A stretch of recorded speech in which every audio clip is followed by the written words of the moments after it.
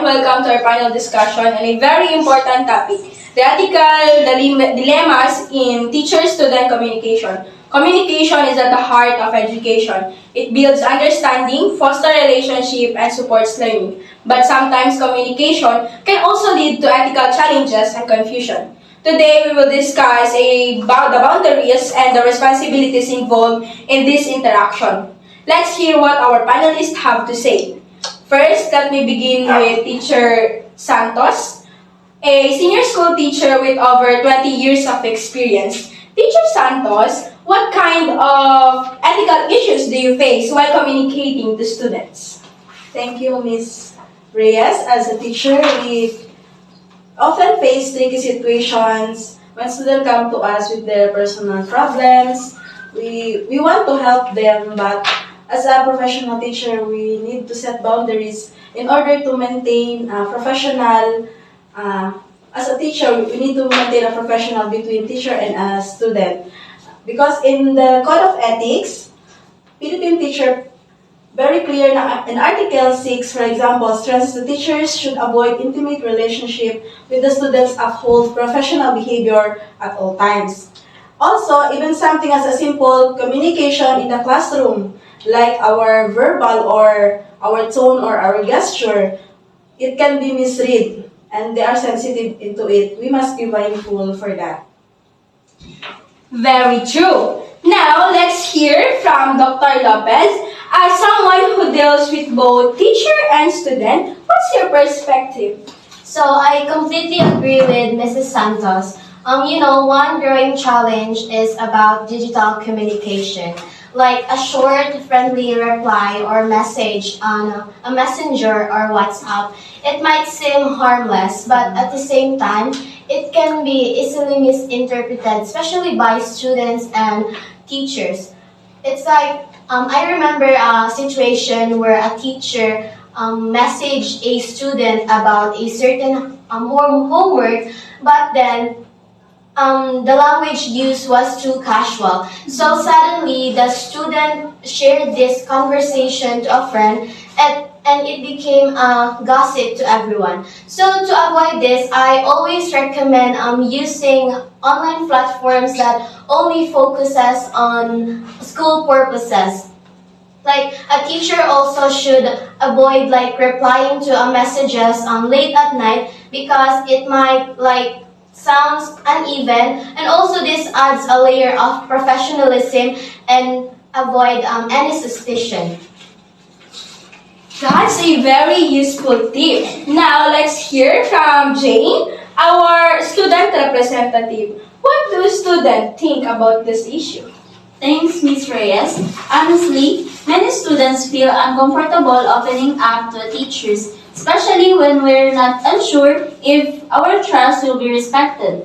For example, if I tell a teacher something personal and later hear it repeated, even if unintentional, it destroys trust and we stop asking for help. Also, students notice favoritism a lot. It can be simple for a teacher always calling them on same students or giving praise more to a few. It affects our motivation and of course, confidentiality is important. If a student talks about family issues or mental health, it should be stay between them and teachers. And unless it's something dangerous, that balance matters. Okay, thank you for that insight, Jane. Dr. Lopez, how should teacher maintain or balance a confidentiality with responsibility? So, that's a great question. Actually, confidentiality is a key, but it also has a limit. If a student reveals something that puts them on harm or risk like abuse, self-harm, or violence, the teacher is actually ethically and legally required to report it. But in all other situations, keeping the student privacy is important or essential. That's why I strongly support the regular ethics training for teachers because according to UNESCO, teachers should undergo continuous professional development that includes the ethic and communication, especially now that we deal in 21st century and online learning is more common. It's not just like about what we say, but it also focuses on how and where we say it. Okay, but that brings us to favoritism, Ms. Santos. What's your view? Thank you for that. Thank you, Dr. Lopez. No, it is true that nowadays, favoritism is one of the most common yet overlooked ethical issues because some of the students are very observant and very sensitive for that. When a teacher constantly praises to one student or give more attention to another one, others feel neglected. This is just hurt their feelings, no? It affects the class participation in the classroom or the learning outcomes of a teacher. So, in fact, a student published in a teaching and teacher education found of academic performance, personality, and background. That's why we also have to be culturally and emotionally sensitive. A joke or side comment that seems harmless to us might be deeply offensive to someone else. Yes, and students should also learn how to communicate respectfully with the teachers. It's not about the content, but it's also about the tone and the timing. Some students can be too casual or even rude without realizing it. Absolutely, that's right.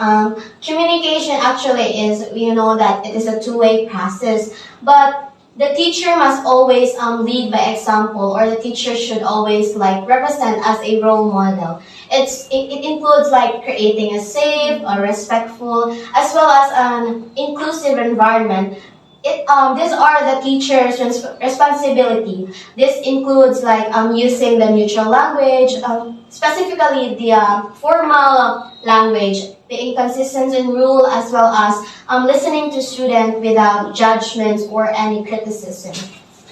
So thank you everyone. This has been a very enriching discussion. Today we have learned that communication or ethical communication between the teacher and student is not just about rules, but also about building trust, maintaining the fairness and showing respect, and being with mindfulness to boundaries. Real world cases and researchers show us that professionalism and continuous ethics in training in education is important. Let's continue to create environment where teachers and students communicate openly and respectfully, both in person and online. That's the end of our panel discussion. Thank you all for joining, and let's all keep the dialogue going on our classroom and communities.